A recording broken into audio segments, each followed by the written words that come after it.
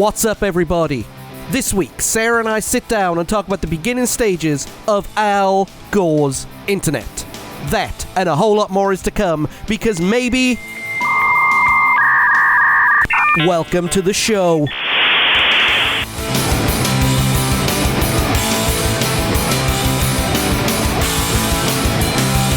And I never got a chance to say this when we did that just a second ago, but man, it is good to be back. Hope everybody is doing well, and I'm joined by Sarah this week. Sarah, how are you? I am wonderful. How are you? Oh, you know how I am. I've been wanting to get this done for a long time. I've been itching to get it done. I know. I'm so mean. She hasn't let me do anything until we're all ready, which is quite understandable considering what happened last time out, eh? Winner, winner, chicken dinner. But before we get started, guys, you found us obviously on whatever your podcast menu of choices. If you've been on our social media pages, check out Facebook, Twitter, Tumblr, Instagram. Look up our WordPress, our blog website, and of course our YouTube channel as well. Look up Because Maybe Network, and you'll find everything that we're up to and... well, more. So, let's get started. I mean, we are going to talk about Al Gore's internet here in just a moment, which has been a heavily requested topic inside not just our base, but inside our research. Sarah has wanted to do Al Gore's internet for a while. Yes. But before we get started, I am now able to say something that I wasn't able to say last time, and it's this. This episode is being produced and directed by an award-winning producer. Yay! I'm so proud. My 8 to 5, every year we have an industry award, and the company that I work for, we entered one thing into 3 categories, and we won 2 of them. Woohoo! And guess who was the schmuck who was working on all the production work? That would be this schmuck right here. Yeah, which now means, right, that I have twice as many of these awards as one of my mentors. Ooh. Who could run circles around me when producing stuff. But you know what? I have twice the awards. Ouch. I think I now know how Martin Scorsese would feel. Ooh. That toasts. Listen at you. I know. You leave the dude. I guess I should have let him get back on here sooner. He came back all catty and stuff. Me out. It wasn't catty. It's just me. You know. It's just I'm proud. I'm just proud of the work that I do. That's all. Yes, as you should be. The provides her. All joking aside. But all joking aside, it's kind of going to help me this season to be a better producer on the actual sound quality of what we do, because we've had some issues with it. I'm recording in winter. We're recording in winter, which means we're not going to hear an air conditioner blow every 2 minutes, which is always fancy. Yay! Because it's hot in Louisiana, y'all. It's a little bit. It's a little bit hot. It's a little bit hot. But also, we announced this on Extra episode 13. And this is the first time I've got Sarah in the room since we've announced it. Coming later on this year, maybe summertime, maybe fall time. Because my rule still applies. Your rule still applies. We have to be recorded first. Yes. Especially on this one. Yes. So we're doing a new podcast series starting this summer. With the 2 of us. Yes. It is going to be 178 episodes long. Yes. Eventually. Don't worry, we're doing them in 26 segment intervals. We are doing a podcast called The Saucer Section. Which, for those of you who may not know, both me and Sarah are huge fans of the 1980s, 1990s classic TV series Star Trek, The Next Generation. That's right. So we got together one day in the car and we were like talking around, and I was listening to a wrestling podcast. And what they were doing is they were going through the old WCW Nitros. So from episode 1, where they did it in the shopping mall, to the time Shane McMahon shows up and says, "I own it." They reviewed everything, every segment, every character, every gimmick, everything. And I wanted to do that with Star Trek, because how many times have we watched it and I've made a comment about Worf is the worst security officer in the history of security officer. I still like him better than Tasha. Yeah, Tasha died. I mean, even so, for her own incompetence. Yeah, she was... Don't cross that path. I'm going to cross that path. And then 5 seconds later, she's dead. I mean... that was much right. But that's what we're going to do. We're going to go ahead and we're actually going to take a... the look that we're going to have is we're going to go through everything. Something serious, something funny, something, just... We're not going to sugarcoat it. We're not going to kiss the show's ass. But we're also not going to criticize just to criticize. We're going to be fair in what we do. Are you looking forward to it? I am looking forward to it. And I also recommend that everybody listen If you don't have time to watch all the episodes, you need to listen to the podcast in its entirety before you start watching Picard. So, yes, absolutely. We haven't watched it yet. It well, hasn't come out yet, I don't think. No, I don't know. it's coming. I don't know if it... But we've got to put all the episodes out first. And we just don't watch a lot of TV anyway. Yeah. Yeah, I know. We're very not TV people, which is really weird because we're really passionate about the TV that we do watch. Yeah, it's movies and... Oh, we're watching The Crown and stuff like that. Oh, The Crown. Yes. Oh, The Crown. Oh, The Crown. The Crown of it all. All right, so that's enough chit-chat for one day. I think we're going to chit-chat some more in a little while. But now, right, we're going to take 2 minutes. Well, I say 2 minutes. We're going to take a couple of minutes and then we're going to be back to talk about the wonders of Al Gore's internet. That's right. Without Al Gore's internet, we wouldn't have any of these things That's that we're right. speaking about. So that's right. We'll be right back, and we'll be here in a minute. Yep. Cultural impact. So let's get to the reason why we're all actually here. And I mean literally and figuratively, of course. Yes. We're going to be talking about... Al Gore's internet. Yes, that's right. Now, I know a lot of people are thinking, why do they keep calling it Al Gore's internet? We're going to get to that here in just a second, okay? This week, what we're going to be doing is we're going to be talking about the beginnings of the internet, and like the firsts and stuff like that, okay? Yes. And then next week, we're going to be talking about some of the ways of life online, you know, just some anecdotal stuff that we experienced in our early formative days of internet. And then we're going to wrap up in 2 weeks' time, or 2 episodes' time, I should say, because it might not come out weekly. Maybe not. So let's get started. Suspense. Sarah, what do Yes. you know about the formation of the early internet? That is a wonderful question, John. I do know that the concept of the internet was developed in the 60s by the U.S. government. They wanted to be able to build a communication network between their different computers, between, like the Pentagon supercomputer, to NASA to, here, there, everywhere, naval bases, etc. And a lot of military folks saw a lot of potential in this, but civilian folks, whenever they heard of this computer and linking stuff together, it was laughed at the building. In fact, there's an episode of That 70s Show where they were fixing like a computer thing, and it was Kelso who said, "Man, this is the future." So Red said, "Man, this is the future." Kelso went, "Yeah, computers." He went, "No, soldering." So I mean, nobody saw the potential of computers and computering and everything like that. Well, other than Bill Gates. Other than Bill Gates and Steve Jobs. And Al Gore. Yes, Al Gore and his internets.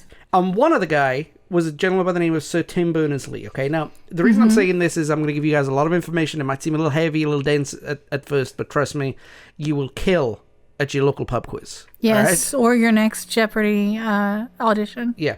So when we say the internet, yes, what we are talking about is what's technically known as the World Wide Web, WWW, right? Mm-hmm. The internet is the structure in which everything is on, okay?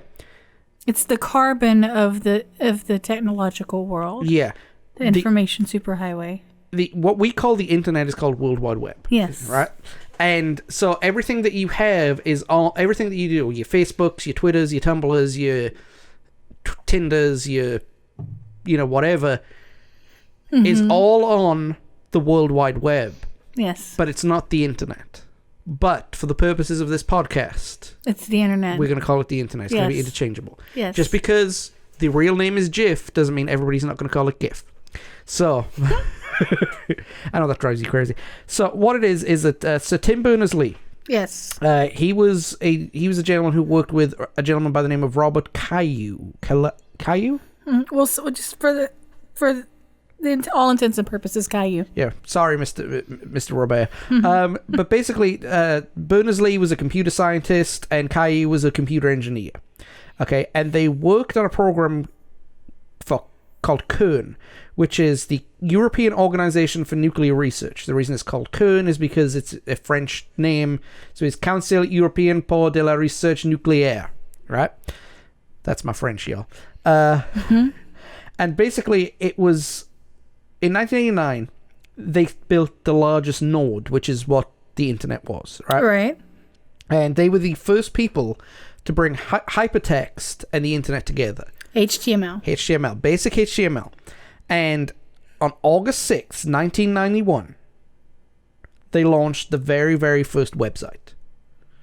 The website, everything like that. That's why they're called websites. Mm-hmm. And it was basically a simple text website and explaining what the project is, how the project works, and what they planning to do. And we'll put the URL for that in the show notes. Yes, because the website is still active today, which I think is fantastic, which is fascinating. And Berners-Lee and Caillou in 1994 declined a patent and royalties, basically making it royalty-free so that anybody and anything can use it. Okay? Mm-hmm. And basically, between Berners-Lee and Caillou, one wanted to use it for defense, the other one was developing web for schools, promoting the usage of new technology for schools and new ways of learning. So basically, internet in every classroom. Right. And with the help of the European Commission, all web technology is now in the public domain.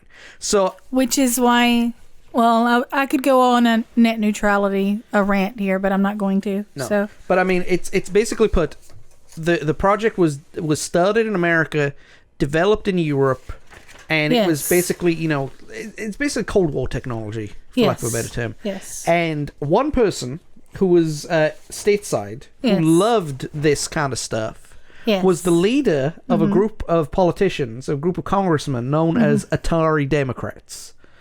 Basically, it was a group known for its passion for technological issues, from biomedical and genetic engineering to the environmental impact of the greenhouse effect and anything engineering. Because Lord knows, short of Leonardo DiCaprio, there is no man on this earth who cares more about the greenhouse effect than Al Gore. That's right. He got so mad about the greenhouse effect that he made a PowerPoint presentation about it. That's right. But Al Gore. That's the reason why we call it Al Gore's Internet, because he was the most influential, not pioneer, so to speak, but cheerleader. Yeah, he was definitely like an unofficial spokesperson for the internet in his early days.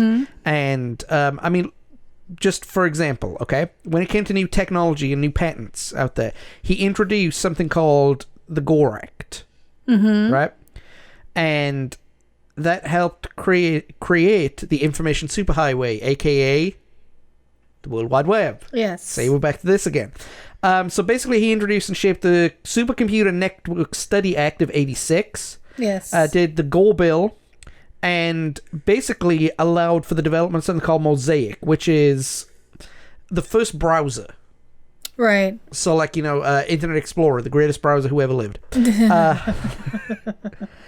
With the idea of linking every school in the United States to the World Wide Web by the year 2000. Yes, and he started all of this, back long before he was a vice president. This is back. He was congressman. He was still a congressman, right? Yeah.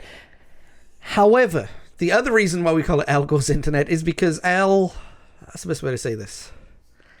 He kind of forgot how the news media works. At the height, checks and balances are a thing, and well, now people pretty much take politicians as their word then, but once upon a time we fact checked things, and we checked sources, and when somebody made a claim, we didn't just go, "Oh, well, okay, he said it must be true." We actually went and looked, and so in 2000, in 1999, he was in an interview with So in 1999, he had an interview, like John was saying, with Wolf Blitzer on CNN, and this is the text in which it comes from. This is the full quote. Right. But it will emerge from my dialogue with the American people. I have traveled to every part of this country during the last 6 years. During my service in the United States Congress, I took the initiative in creating the Internet. I took the initiative in moving forward a whole range of initiatives that have proven to be important to our country's economic growth and environmental protection, improvements in our educational system. So this is when he was running for president. Yeah. Now, this is where I'm going to slightly defend him, because, again, what have we said about 6 times before we even brought Al Gore's name out? That what we call the internet is not the internet. Right. So what Al Gore was probably saying... It's Mosaic. Yeah, it was the stuff like Mosaic and the stuff like the Gore Act. Yes. Yes. He was instrumental in creating that, and that became a part of the internet. Yes. But it wasn't the internet. And, of course, sensationalism being sensationalism. He got drugged. He got dragged through the mud, and that probably cost him. But now, well, no. Florida cost him. Outside of Florida. No, Dimpled Chads cost him the presidency. I swear, I'm not. John, God bless him. Dimpled Chads, we'll do another time. Good Lord. Step away from the subject. Step away from the subject. John wasn't stateside with all that, and I swear I still have PTSD from Dimpled Chads. Okay. Moving on now. But Gore did say that he was taken out of context. Yes, and he was. And to be fair, the people who did work on the internet, or the www project, whatever you want to call it, the early engineers and the early developers, they understood what he meant and backed him. Yeah, they didn't give him any shtick about it. So it's like Vince Lombardi's defensive quotes saying, "I won us the Super Bowl," and people saying, "What?" But Lombardi knew, well, without the defensive work, this wouldn't have been done. So they kind of noticed, but the critics will always be critics. Isn't it cute how he does football analogies, y'all? I just know who Vince Lombardi is. That's right. all. Okay. We'll go back to that 70s show again, aren't we? Uh-huh. I just know that he was a big dude who won a lot of trophies. He was a big dude who won a lot of trophies. Let's just keep it there. He was the Alec Ferguson of football. Oh, Jesus. Okay. Soaked in whiskey. Okay. So, let me ask you a question. What you got? If you wanted to talk to somebody, but you couldn't get them on the telephone, so you had to notify them of information, how would you do it? You send them a letter, right? Back in the day? Yes. Well, in 1967... Ooh, we're taking it back. Another project that was created was called email. Yeah, I know, right? Now, we all know how email works. We put a name in there, we send something off, they send something back, and we get like 800 messages of spam every day. All right, that's what we got. But it was originally developed for the ARPANET by Ray Tomlinson in 1967. And it was a project that he shouldn't have been working on, but he was just, I guess he's one of those engineers who didn't have anything to do, and just like, I was bored, so, hey, this is a neat idea, digital lettering, right? And when the internet started to get more mainstream, or more popular, or more in the consumer realm, I should say, right? Because it was just businesses and military first, then schools, and now consumers. Right. The original concept of an email was based around companies and LAN usage, so all the servers were internal. Which is why in the early days, all of your email usage, your email capability was very limited because server space was limited. Yeah. Like now, you can get hundreds of emails a day for anything, and they'll just sit there. Like right now, I've got over 20,000 unanswered emails in my email box. But back in the day, and which we'll touch base on later on down the line with some other things that we're going to discuss in the next couple of episodes. It used to be you could only have like a gig and a half's worth of space, or like 50 emails. Like you had 50 in there total with what you wanted to save and everything. Like you could only have 50 emails. That was it. My first email address came through my ISP. It was at bt something.net. And I was allowed 25 megabytes.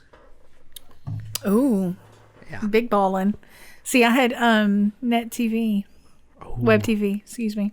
We'll get to web TV here in a little while. Yes. But so to connect to the internet, to have an email address, basically you had to have a username and the domain. So, for example, johnc@microsoft.com. Right? We know how email works, but again, we're documenting this. So we're not trying to patronize anybody with this. We're just documenting this. And as soon as the technology was got into a consumer level, companies like Yahoo, AOL, and whatever services were out there at the time, they started offering free email addresses to use their services. Right. Yeah. So a lot of people would spend a long time just picking a name, right? I was either the Crocodile or the Jolly Green Giant. Those are my usernames. I think I've still got. Well, I was obsessed with Britpop and Riot Girl music. So mine was Brit Girl, BRITGRRL, and then eventually it was Brit Girl 11, and then I think that one I think I could still get into that one on Hotmail. Where did the 11 come from? It was suggested because there was 1 through 10 was already taken.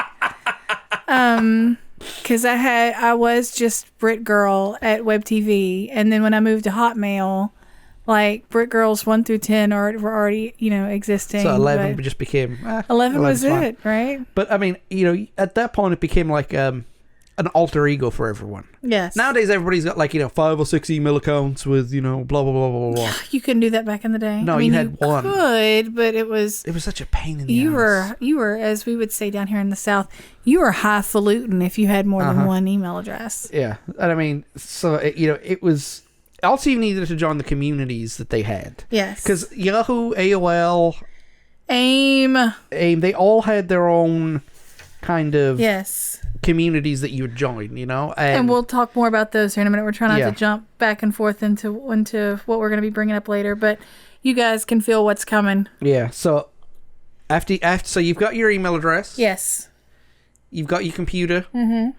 And now you need to get onto the internet. How do you do that? You use a web browser. Oh, yeah. Well, before we do that, we gotta get a web browser first. Oh, yeah. So you gotta wait in the mail and take a disc that comes in the mail? You gotta get the disc that comes in the mail. And you basically had early web browsers like Viola, Airwise, and X Window System, right? Mosaic was launched in 93, and it revolutionized how it was going because it had HTTP and FTP built into the software. Mm-hmm. So FTP was a good way to transfer files, File transfer protocol. Yeah, file transfer protocol. And then in 94, the daddy of all internet browsers was released. Netscape. Bum. Yeah, I actually used Netscape in the early 2002 because it was still going at that time. Yep. But basically that launched in 95, and then it kind of led to a whole bunch of new browsers. Now, in doing this, I had to include this because this shocked me when I read it, right? So you had CyberDog in 96. Okay. Then you had Mozilla in 98. Mm-hmm. Internet Explorer in 95. Mm-hmm. Firefox didn't launch until 2002. Really? And it merged with Mozilla at some point. Or Mozilla bought it. I don't know the history about that. Yeah. Safari was launched in 2002. Opera was released in 96. That's for those of the uninitiated. That is your Apple browser. Yeah. No, it's not. That's Safari. No. Opera is. Opera was originally Mac only, I think, but it's a freeware, and it's made it's on Microsoft, isn't it? It's Oracle. On Microsoft phones. It's mainly used for phones on phones. I think so, but it's basically like Mozilla. It's a public. It's a right. But I didn't realize. I thought it came earlier than this. Chrome came out in 2008. All of our children are older than Chrome. Yeah. I didn't realize that. I thought Chrome came out like... except for the Munchkin. Yeah, except for the Munchkin. I mean, okay. Gmail came out in 2004. Mm-hmm. Because I remember getting it like one of the first people. remember when you had to submit your website to Google for consideration to be put on your browser, to be part of their search engine. Yeah. But, like you had to fill out a form saying, please let people search me. Yeah. And I mean, like Chrome, the world's most used browser... 2008. I'm still a Firefox chick. I mean, Chrome came out the same year as Twitter. Wow. Wow. Facebook, the original Facebook users on our level. Mm-hmm. I logged into Facebook the first time Chrome didn't exist. Oof. There you go. That's how quick this internet thing is changing. LiveJournal's older than Chrome. LiveJournal's older than everything. God bless LiveJournal. I'd talk about that more, but unfortunately that's in the 2000s. Yep. Yeah. Yep. Sadly. But so you've got your email address, you've got your browser, and the next thing you know, you need to murder a robot in cold blood to get online. And piss off your parents. Oh, and run up a phone bill. Oh my God, because back then you used to have to pay by the minute. Yeah. Yeah. Yeah. Yeah, y'all have people get off. I don't have unlimited. I mean, after I use 7,000 gigs, it slows down to dial-up speed. And I'm like, look, homie, back in the day, you used to have to pay for the meg. Oh, yeah. Like, it was... Or the minutes. I'd be online 90 minutes a day, right? That's about average. Mm-hmm. It was after school, and then later as I got older after college. But 90 minutes. You just put an egg counter. I mean, an egg timer. Yeah. Set I a could timer. only get on after 6. Mm-hmm. And for the first 3 months, it was pay by the minute. Mm-hmm. We didn't realize that. The first phone bill my grandfather saw, Grandy came at me with his stick. Uh-huh. And you know what? I deserved every lashing that I got with that. I was, yeah. Yeah. So we got cable, right? But I mean, we'll talk about cable here in a minute, but I mean, dial-up is the most famous way to connect online, even now. Yeah. I mean, half the world still uses dial-up. This is true. So, or, or it's, eventual. I mean, it's dying out, but I mean, basically what you do is you send data over the phone line, kind of like a fax machine. It's the predecessor to DSL. So if you have DSL, once upon a time, you would have had dial-up. Oh, yeah. The speed was as quick as it could be for the technology at the time. It was so slow. Guys, you got to understand. We used to set songs to download and be happy if it only took 2 days. Oh, yeah. To get an album. And see, this is the thing, right? This is a meme that's been floating around for a few years, but it's actually the truth. Mm-hmm. 1 minute, you could look up at the download of your perfectly legal downloaded music. Mm-hmm. Mm-hmm. Insert awkward pause. And you look up and you see 3 megabytes, time remaining 48 minutes. Just hypothetically. Hypothetically, yeah. Right? And you walk away for like a minute to grab a drink or grab some snacks. Mm-hmm. Come back, look up. And that screen would say one of 3 things. It would either say 47 minutes to go, 5 minutes to go, or 33 hours. Or 33 days to go. Yeah, this is true. This is true. It was really a crapshoot.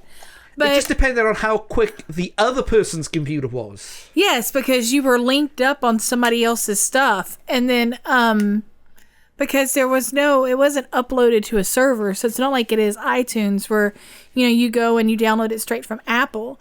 You would download off of somebody else's computer.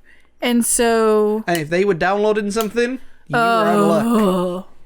See, right now, most people could care... I mean, that they could not care less about their upload speeds.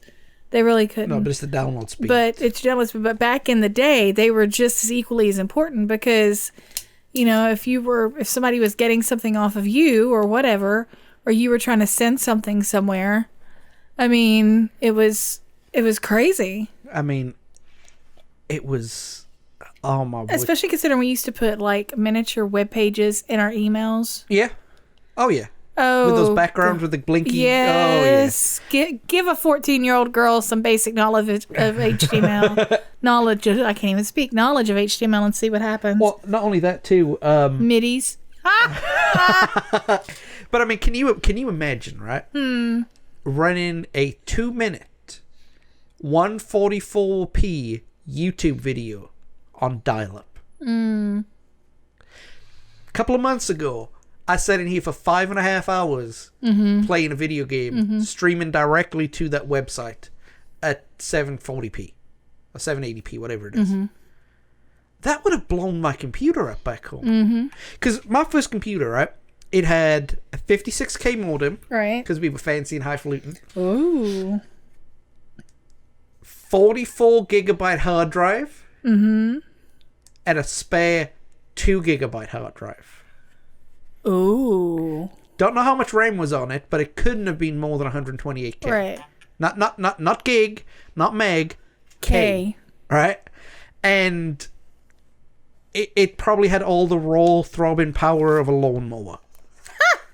Compared to now, my computer that I'm recording this on has got 16 gigs of RAM. I have a 48 gig hard drive just to run my operating system on, and like one photo had more capacity than my email, But we didn't have DSL that much in the UK. I mean, it went straight until the 2000s. No, it went straight from dial-up to ISDN to cable. Well, here we did DSL, but DSL really wasn't prevalent until the 2000s. I mean, some people, like, if you had money, you had DSL. It was business. It was more for businesses. It was more for businesses 90s. And for fancy schmancy folks. Now, did you ever do any work in an office type setting in the 90s, like work experience, work detail, whatever you want to call it over here, internships, whatever? I remember the first time I saw a fax come through on a computer.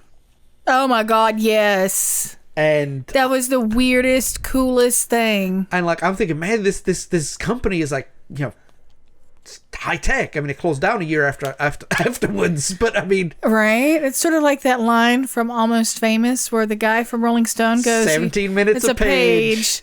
Yeah, you can send it over. They'll send it over the phone lines. It's 17 minutes a page, man. It's like, wow, that was high speed. That was probably if I had 56, that was probably 12. Right, right. But I mean, we did. It was expensive at the time. So now we've gone through the majority of the boring stuff where we talk about the basics of it. Now we're going to look at some of the pop culture stuff, right? Mm-hmm. GeoCities. It wasn't the first. Not even close to being the first, but it was definitely the world's most popular amateur website server. Yeah, I didn't do GeoCities because I couldn't get one on the street that I wanted. Well, what was it about? I wanted some. Well, I mean, it was just random personal music stuff. I mean, I was a teenage girl. I wanted to talk about Oasis and I wanted to talk about movies. Well, if you now know if I'm about to tell you, if you knew what I'm about to tell you when you were then, you probably could have done it. The reason that. But there wasn't any available. Like all the ones you wanted were available? Yes. Oh, okay. Like because they only had so many slots per street. I was on Sunset Strip for mine. I hate you. But my ones didn't come out until like the early 2000s. Okay, well that's why, because they were abandoned. Because back in the day, and I'm talking about, this was cutthroat. We're talking like 94, 95, 96, somewhere around there. There were only so many slots available per street. Like only so many websites could be on Sunset Strip. And for the uninitiated here, we're talking about like you'd go to GeoCities, was it .com? Yeah. GeoCities.com / Sunset Strip / and then your username and / index.html. What that was your website. When you signed up to GeoCities, you had to tell them what your website wanted to be about. So, for example, if you were amateur financier, I want to talk about the stock market, you'd be put on Wall Street. Right. If you like country music, you'd be put in Nashville. If you were rock and roll, Sunset Strip. Sunset Strip, yes. And so it popularized like the neighborhoods format, and it kind of wanted to build a community. Of course, that didn't work, but... Well, yeah, because, again, there were only so many slots available. Like, they only had, back in the day, I mean, literally, I think there was only a couple of thousand. And, I mean, if you think about it, all the people in the world who want to put it to a rock music or a pop music fan page or whatever, there's only a couple thousand slots available. Well, those are gone. Yeah. And then you had to wait to see if one would pop up, because if it was they would discontinue a website if nobody had logged into it for 3 months. And so we would all just sit there, be patiently waiting. You'd check in once a day. Is there a space available? Is there a space available? Is there a space available? So my butt went to Tripod. Because I think that was also very similar. Yeah. I mean, it wasn't... If I couldn't have Sunset Strip, screw it, I'm going to Tripod. That's right. And that's still my page is still floating around somewhere in the ether. In the ether, and I've given enough clues as to my identity back in the day on here so far. So you could probably and I apologize for the glaring typo in the header. It's horrible. I do believe I put your here, yay, but your is Y-O-U-R. Oh. Yeah, again, teenage Sarah just really... Considering you hand-wrote HTML code... Yes, because I didn't have a computer. I'm going to forgive the typo. I didn't have a computer. I did it all on web TV, and so I would handwrite all of my code and how I hoped it would look. And then, going back, because researching all these websites, because I couldn't have tabs open, I couldn't cut and paste. No. You couldn't cut and paste. So, I mean, youngins today have this right here is the hill I will die on in my I walked 3 miles up the hill in a snowstorm. I hand wrote my own HTML code because I could not cut and paste. There you go. Yes. And you want to complain that your YouTube speed is slow. Oh my God. But talk to me about some Fortnite frames. Oh, let's not do that. Handwrite your own code and then let's talk. Well, you should have gone back to GeoCities in '99. Because when Yahoo bought GeoCities from whoever the owners were, the Yahoo terms of service drove half the website away. Sound familiar, Tumblr users? Now, they updated it so that, the GeoCities old terms of service was back to normal. By then, the damage had been done. Right. Sound familiar, Tumblr users? But I actually had 3 websites on GeoCities. Did you know? Yes, I did. I had, right? And these came out in the 2000s, and I can't find them anywhere. I've looked in the Wayback Machine. I've even looked in the GeocitiesArchive.org website. That's where all the GeoCities websites are, because it closed in 2009. Right. It was the World Association of Chuck and Palm Ball. Oh, dear. Basically, we got bored in college one day, rolled up a ball and started throwing it and chucking it at each other. And when we kept deflecting it, we made up rules and regs and stuff like that. And, we actually had a good following. The Goitre United fan page. Oh, dear. The world's first and probably only and definitely the earliest fan page for Goitre United Football Club. A team playing in the 2nd division of Wales. 2nd division of Welsh football. And attended by maybe 150 people a week at that time. And then I had my personal website, because everybody had a personal website back then. Everybody's About Me page was like, Oh, Jesus. Think of Tinder bios, but worse. Yeah. And put middies in the background. But you also had, not message boards, guest books. Yes, guest books. Like, there's a fight that broke out on my guest book between different people that's still there, I think, because of someone who I'm not going to name or slander, but someone who was a little off with me, and then all of my friends jumped up to defend me. And I didn't even know about it until like 6 weeks later. So he's like, you should really check your guest book. And I was like, what? Really? My guest book? Nothing goes on in my guest book. Well, something went on in my guest book. So, yeah, guest books and guest counters, man, getting your counter up. This page has been visited such times, or, so many different... this amount of people have gone brain dead looking at my drivel. Well, that was one of the things that was it would either boost or kill your ego. Oh, yeah. Yeah. No, it's been on my website today. Yeah, 50 people were on it yesterday, Yeah, but every time you reloaded it, it counted. I didn't know that. I think they fixed that with the GeoCities thing. Okay, yeah, but in the 90s, every time... have cookies and stuff like that. No, there were no cookies. They weren't as advanced as... Well, I mean, if Web TV doesn't have cut and paste, they don't have cookies. I'm going to let you know. So... How would you describe your social media skills? Like, you could post a status or communicate with anybody instantly. You couldn't do that in the early internet. You had to use chat rooms and instant messaging. Or Usenet. And we will be talking about Usenet soon. Yes. But basically, the first worldwide real-time communication between people from anywhere in the world was originally developed in 1971 and basically kind of exploded in the 90s. And we're going to talk about this definitely more in depth in the next episode. But it was kind of like GeoCities was website like this. This was more chat rooms were, hey. You're like IRC. Yeah. Hey, do you like fishing in thunderstorms? Well, there are 50 people talking about it now. Go chat with them. You know? And it was a great place to... There was a John Lennon fan chat room that basically was just a bunch of Beatle fans who did IDGAF. And we thought we were the coolest kids, but it was bagism. Bagism. And so there might be some of you out there. And there were actually like people and back then this was really weird, but there were people who met and then met in real life. Yeah. And then got married. Yeah, I know. Who'd do that? Who would do that? I don't know. We'll talk more about that next episode because we've actually got a weird story to tell ourselves. But we'll get to that here in a minute. A lot of these, as the technology got, again, we're going to keep using that phrase. As technology got better, as it evolved, private chatting became available, where you could make your own chat rooms with people from that chat room. So if you got 100 people in the chat room and Big Nut 745 said something you really liked, you could invite them for a private chat to hear more of Big Nuts' opinions. Sorry. Usernames, guys. Usernames were, I guarantee you, the very first username from a stoner was something along the lines of D's Nuts 420. Oh, yeah. You know? Oh, yeah.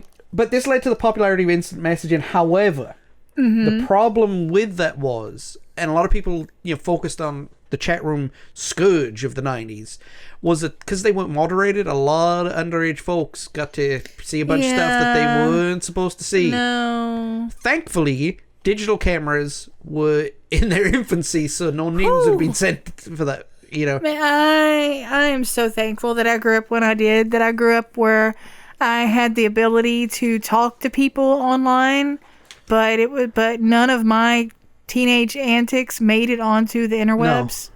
Thank God. And I caught the internet, like I said, in 98. Yeah. And I didn't catch on it that much. It was like 99, late 99 when I actually started using the internet properly, you know. But yeah, man, I was always weary of chat rooms. Always. For some reason, it was ingrained in my head because I think it was a Panorama thing in the UK that just like, chat rooms are evil, chat rooms are bad, and, you know. Chat rooms are bad. Okay. Yeah. So, you know, but what really do you think was the thing that brought the internet to its most popular schism? Porn. Of course it was. Okay, let me show you something. I'm holding in my hand an iPhone 7. Mm-hmm. It's what, 5-inch screen? 5.5, something. Yeah. Yeah. Now, the early cell phones. I'm holding a Coca-Cola bottle. Mm-hmm. Their screens were half the size of that Coca-Cola label. Mm-hmm. Okay? I'm guessing when somebody realized you could see on it, that they started expanding the phone network. At least the phone screens. So, yeah. So, you know, for all of our younger listeners, you can skip to the next segment, but there's going to be a lot of R2-D2 talking in here.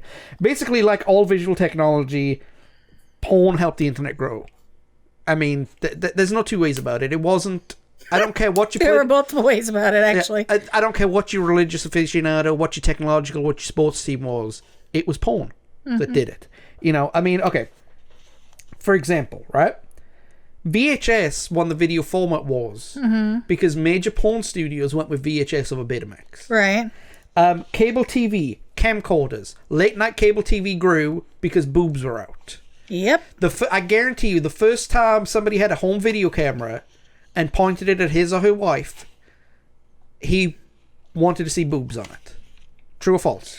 Probably, yeah. So, but with the cost of bandwidth being so high, the early sites were just galleries to the big sites that had high bandwidth. Mm-hmm. As you can tell, I've done a lot of research into this. I see. But as you know, as the bandwidth advanced, higher resolution pictures and videos started to become available, and people were like, you know, were sneaking away and sneaking around and stuff like that. Mm-hmm. But again, you know, that could be seen as a bad thing. But the thing is, a lot of people found their kink during this time. You know, also found cam girls. Oh yeah, cam girls. Oh yeah. I mean, I think. Hang on. I think it's in episode 3. Okay. They also found cam girls. That's found cam girls.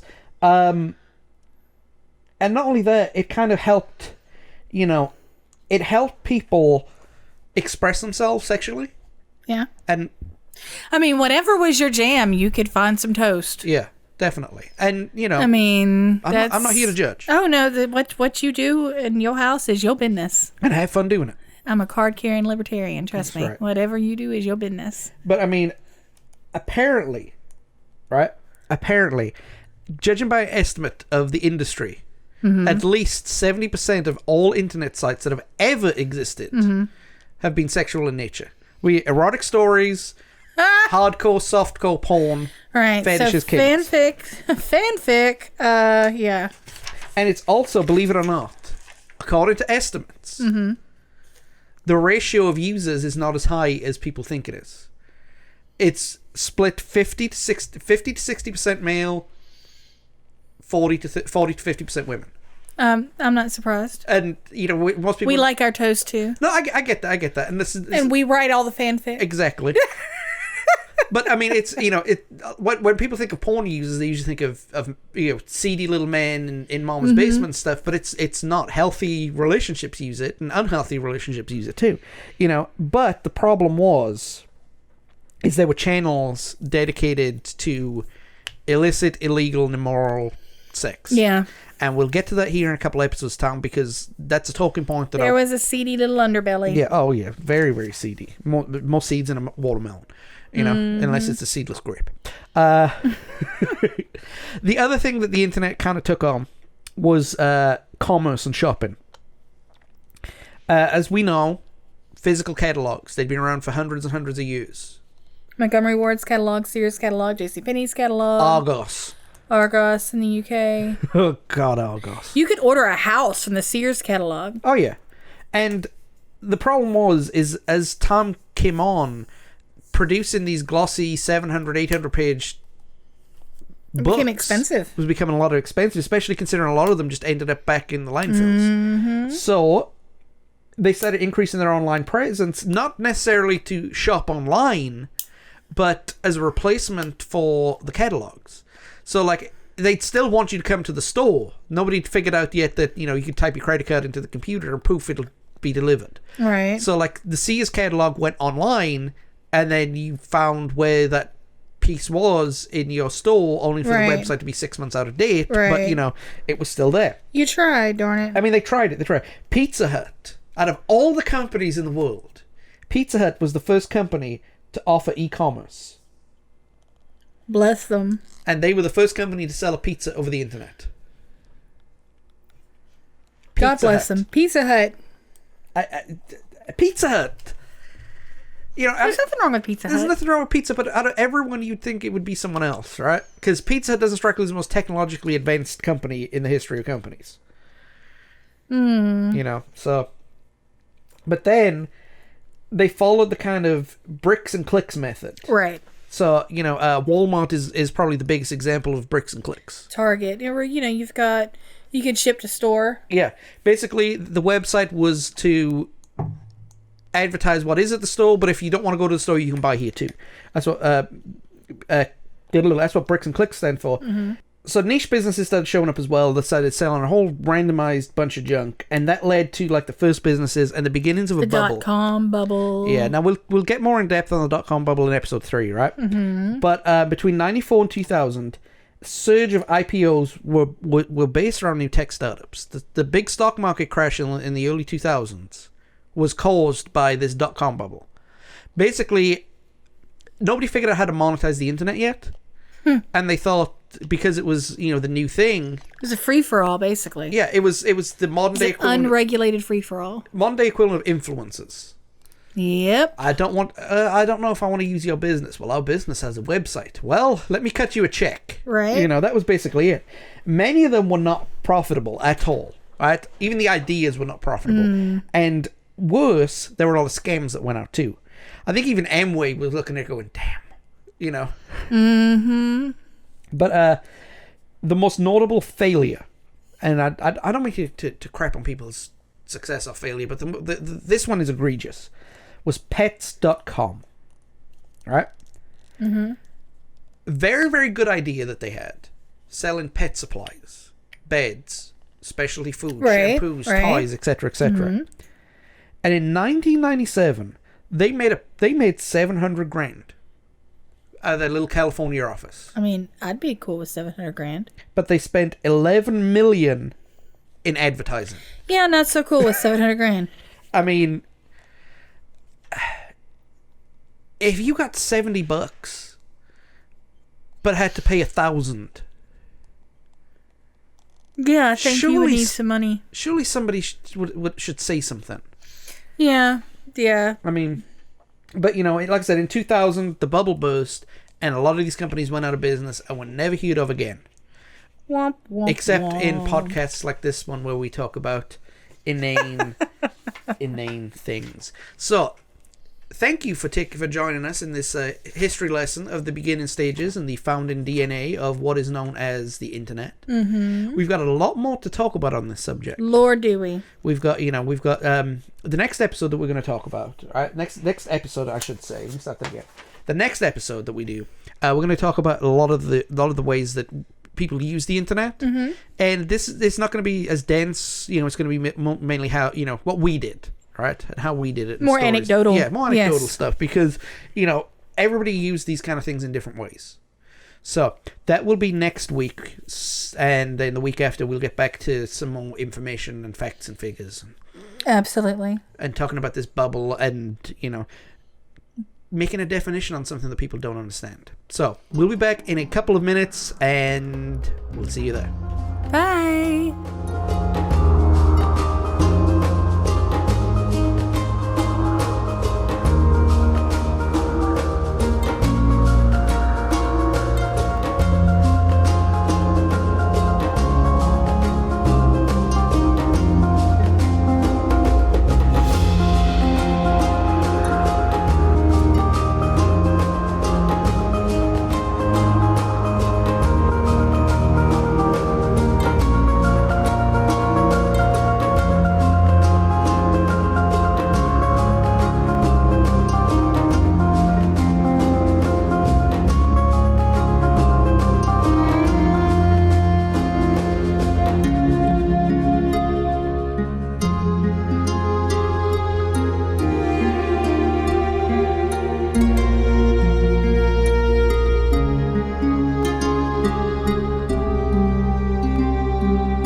Alright guys, thanks for taking the time to hang around. Like we mentioned just a moment ago, we're going to be talking about our own anecdotal stuff when we come back next week.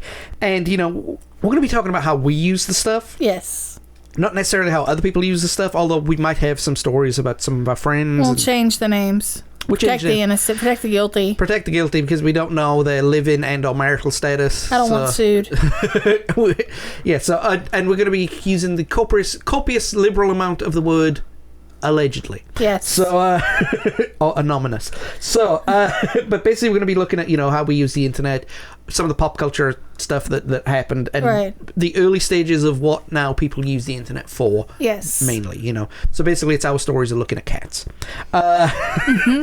But guys, if you were on social media, check out Facebook, Twitter, Tumblr, or Instagram. Look up Because Maybe Network. That's where you'll find out information on what we're doing. Give us a like and a share. You'll let everybody know what's going on. Check out our YouTube channel. That's where we have video game walkthroughs and kind of sample episodes of everything going on. We do have a Twitch stream, but I don't know as of right now if we've had anything done on there or not, but that'll all be on our social media pages. Yes. Winky, winky. And obviously, if you listen to this podcast, please give us a subscribe to the podcast software of choice. If you're not watching it on your podcast software of choice, we are available on Apple Podcasts, Spotify, Podbean, TuneIn, Stitcher Radio, iHeartRadio. Unfortunately, Google hits us, and as of this point... what can you do? What can you do? We're on the others, so, you know, just look for us there. Look up Because Maybe Network. Chrome. Yeah, she still uses Internet Explorer. Oh, you son of a biscuit! I know you've got a Mac. You're high. Yeah, but I still use Firefox even on my Mac. And bougie. Y'all, he just discovered the word bougie like a couple weeks ago, and now he's like, it's everywhere. I've lived my entire life and never heard the word bougie, but now that I've heard it, it's everywhere. He is so late to the party. I'm always late to the party. It's like we're all Fergie in 3008, and he's so 2000 and late. Everybody, everybody's living in 2019, and I'm living in 2004. Well, I'm not living in 2019 anymore. You're living in 2020. But you have better vision than I do. Hey, okay. Y'all see what I live with? Yeah, but you love me. I do love you. Because I make good food. That's true. So, all right, guys, we're going to help out Makes the best tea. That's right. Well, I'm British. What do you expect? I think for the course. I think only people from India and China would make better tea than a Brit. Possibly, yes. Yeah, so. But you guys have a wonderful, wonderful day, and thank you for coming to see us, and we'll talk to you later. All right, take it easy, everybody. Bye. Bye. I'm not going to hit my head this time.